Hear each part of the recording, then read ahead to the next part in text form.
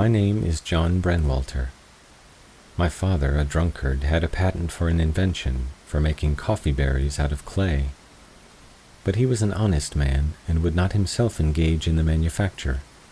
He was, therefore, only moderately wealthy, his royalties from his really valuable invention bringing him hardly enough to pay his expenses of litigation with rogues guilty of infringement.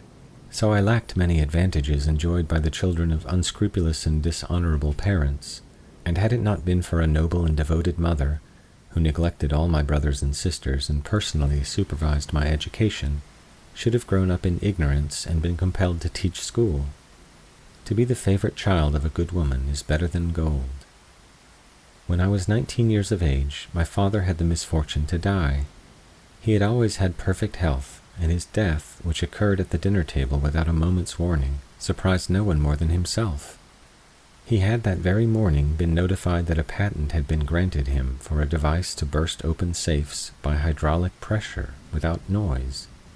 The Commissioner of Patents had pronounced it the most ingenious, effective, and generally meritorious invention that had ever been submitted to him, and my father had naturally looked forward to an old age of prosperity and honor.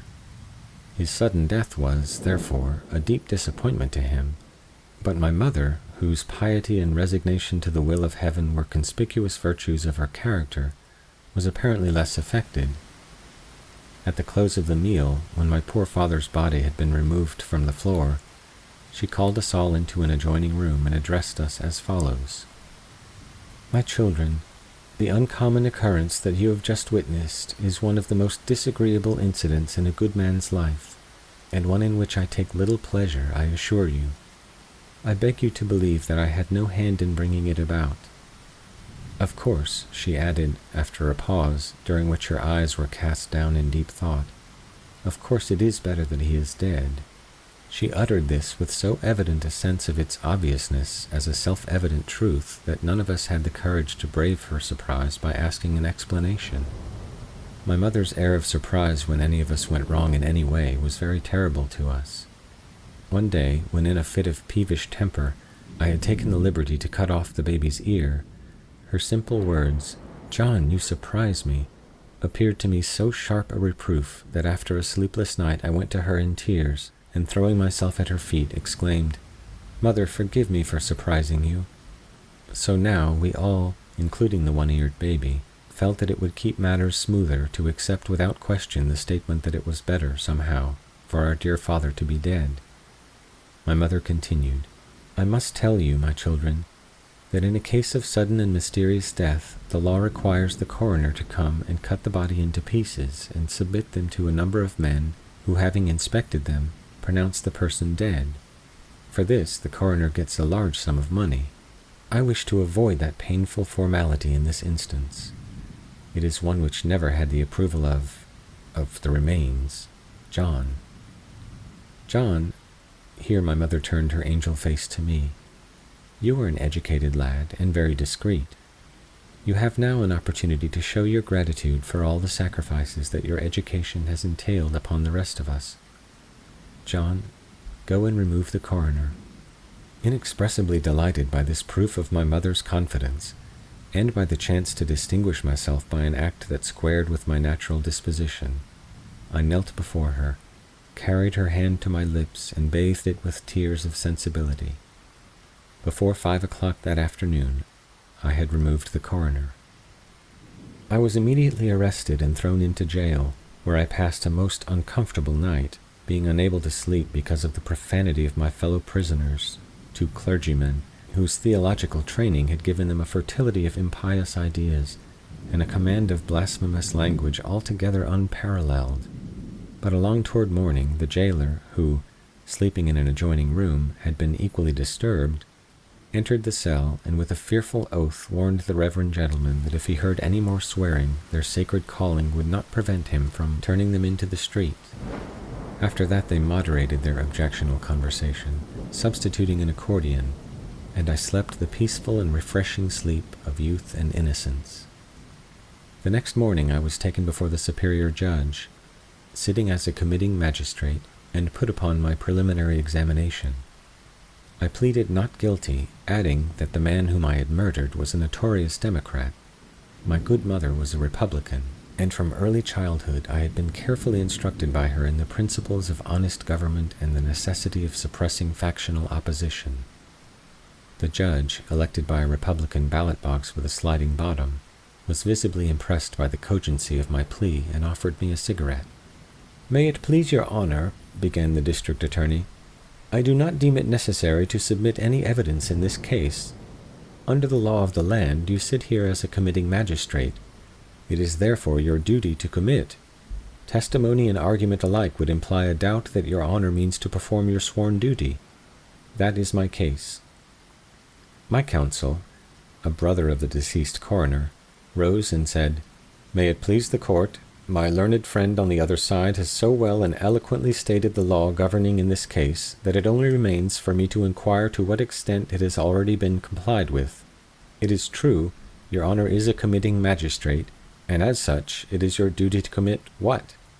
That is a matter which the law has wisely and justly left to your own discretion. And wisely you have discharged already every obligation that the law imposes. Since I have known your honor, you have done nothing but commit. You have committed embracery, theft, arson, perjury, adultery, murder, every crime in the calendar, and every excess known to the sensual and depraved, including my learned friend, the district attorney. You have done your whole duty as a committing magistrate, and as there is no evidence against this worthy young man, my client, I move that he be discharged." An impressive silence ensued. The judge arose, put on the black cap, and in a voice trembling with emotion, sentenced me to life and liberty. Then, turning to my counsel, he said, coldly but significantly, "I will see you later." The next morning the lawyer who had so conscientiously defended me against a charge of murdering his own brother, with whom he had a quarrel about some land, had disappeared, and his fate is to this day unknown. In the meantime, my poor father's body had been secretly buried at midnight in the backyard of his late residence, with his late boots on and the contents of his late stomach unanalyzed.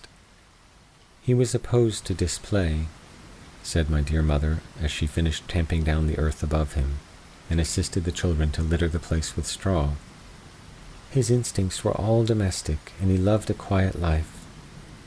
My mother's application for letters of administration stated that she had good reason to believe that the deceased was dead, for he had not come home to his meals for several days, but the judge of the probate court, as she ever afterward contemptuously called it, decided that the proof of death was insufficient, and put the estate into the hands of the public administrator, who was his son-in-law. It was found that the liabilities were exactly balanced by the assets. There was left only the patent for the device for bursting open safes without noise by hydraulic pressure, and this had passed into the ownership of the probate judge and the public administrator, as my dear mother preferred to spell it. Thus, within a few brief months, a worthy and respectable family was reduced from prosperity to crime. Necessity compelled us to go to work. In the selection of occupations, we were governed by a variety of considerations, such as personal fitness, inclination, and so forth. My mother opened a select private school for instruction in the art of changing the spots upon leopard skin rugs. My eldest brother, George Henry, who had a turn for music, became a bugler in the neighboring asylum for deaf mutes. My sister, Mary Maria, took orders for Professor Pumpernickel's essence of latchkeys for flavoring mineral springs, and I set up as an adjuster and gilder of crossbeams for gibbets. The other children, too young for labor, continued to steal small articles exposed in front of shops, as they had been taught. In our intervals of leisure, we decoyed travelers into our house and buried the bodies in a cellar. In one part of this cellar we kept wines, liquors, and provisions. From the rapidity of their disappearance, we acquired the superstitious belief that the spirits of the persons buried there came at dead of night and held a festival. It was at least certain that frequently of a morning we would discover fragments of pickled meats, canned goods, and such debris littering the place, although it had been securely locked and barred against human intrusion. It was proposed to remove the provisions and store them elsewhere, but our dear mother, always generous and hospitable, said it was better to endure the loss than risk exposure. If the ghosts were denied this trifling gratification, they might set on foot an investigation which would overthrow our scheme of the division of labor by diverting the energies of the whole family into the single industry pursued by me. We might all decorate the crossbeams of gibbets. We accepted her decision with filial submission, due to our reverence of her worldly wisdom and the purity of her character. One night, while we were all in the cellar, none dared to enter it alone, engaged in bestowing upon the mayor of an adjoining town the solemn offices of Christian burial, my mother and the younger children holding a candle each, while George Henry and I labored with a spade and pick, my sister Mary Maria uttered a shriek and covered her eyes with her hands. We were all dreadfully startled, and the mayor's obsequies were instantly suspended, while with pale faces and in trembling tones we begged her to say what had alarmed her. The younger children were so agitated that they held their candles unsteadily, and the waving shadows of our figures danced with uncouth and grotesque movements on the walls and flung themselves into the most uncanny attitudes. The face of the dead man, now gleaming ghastly in the light, and now extinguished by some floating shadow, appeared at each emergence to have taken on a new and more forbidding expression, a maligner menace. Frightened even more than ourselves by the girl's scream, rats raced in multitudes about the place, squeaking shrilly, or starred the black opacity of some distant corner with steadfast eyes, mere points of green light, matching the faint phosphorescence of decay that filled the half-dug grave, and seemed the visible manifestation of that faint odor of mortality which tainted the unwholesome air. The children now sobbed and clung about the limbs of their elders, dropping their candles, and we were near being left in total darkness, except for that sinister light which slowly welled upward from the disturbed earth and overflowed the edges of the grave like a fountain. Meanwhile my sister, crouching in the earth that had been thrown out of the excavation, had removed her hands from her face, and was staring with expanded eyes into an obscure space between two wine casks. "There it is! There it is!" she shrieked, pointing. "God in heaven, can't you see it?" And there indeed it was, a human figure dimly discernible in the gloom, a figure that wavered from side to side as if about to fall, clutching at the wine casks for support, had stepped unsteadily forward, and for one moment stood revealed in the light of our remaining candles. Then it surged heavily and fell prone upon the earth. In that moment we had all recognized the figure, the face and bearing of our father, dead these 10 months and buried by our own hands. Our father indubitably risen and ghastly drunk. On the incidents of our precipitate flight from that horrible place, on the extinction of all human sentiment in that tumultuous mad scramble up the damp and moldy stairs, slipping, falling, pulling one another down and clambering over one another's back, the lights extinguished, babes trampled beneath the feet of their strong brothers and hurled backward to death by a mother's arm. On all this I do not dare to dwell. My mother, my eldest brother and sister and I escaped. The others remained below, to perish of their wounds, or of their terror, some perhaps by flame. For within an hour we four, hastily gathering together what money and jewels we had and what clothing we could carry, fired the dwelling and fled by its light into the hills. We did not even pause to collect the insurance, and my dear mother said on her deathbed, years afterward in a distant land, that this was the only sin of omission that lay upon her conscience. Her confessor, a holy man, assured her that under the circumstances heaven would pardon the neglect.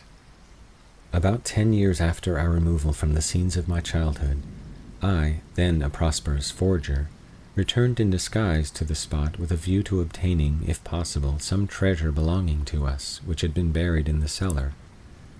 I may say that I was unsuccessful. The discovery of many human bones in the ruins had set the authorities digging for more. They had found the treasure and had kept it for their honesty. The house had not been rebuilt. The whole suburb was, in fact, a desolation. So many unearthly sights and sounds had been reported thereabout that nobody would live there. As there was none to question nor molest, I resolved to gratify my filial piety by gazing once more upon the face of my beloved father, if indeed our eyes had deceived us and he was still in his grave. I remembered, too, that he had always worn an enormous diamond ring, and never having seen it nor heard of it since his death, I had reason to think he might have been buried in it. Procuring a spade, I soon located the grave in what had been the backyard and began digging. When I had got down about 4 feet, the whole bottom fell out of the grave, and I was precipitated into a large drain, falling through a long hole in its crumbling arch. There was no body, nor any vestige of one. Unable to get out of the excavation, I crept through the drain, and having with some difficulty removed a mass of charred rubbish and blackened masonry that choked it, emerged into what had been that fateful cellar. All was clear. My father, whatever had caused him to be taken bad at his meal, and I think my sainted mother could have thrown some light upon that matter, had indubitably been buried alive, the grave having been accidentally dug above the forgotten drain, and down almost to the crown of its arch, and no coffin having been used. His struggles on reviving had broken the rotten masonry, and he had fallen through, escaping finally into the cellar. Feeling that he was not welcome in his own house, yet having no other, he had lived in subterranean seclusion, a witness to our thrift and a pensioner on our providence. It was he who had eaten our food. It was he who had drunk our wine. He was no better than a thief. In a moment of intoxication, and feeling, no doubt, that need of companionship which is one sympathetic link between a drunken man and his race, he had left his place of concealment at a strangely inopportune time, entailing the most deplorable consequences upon those nearest and dearest to him, a blunder that had almost the dignity of crime.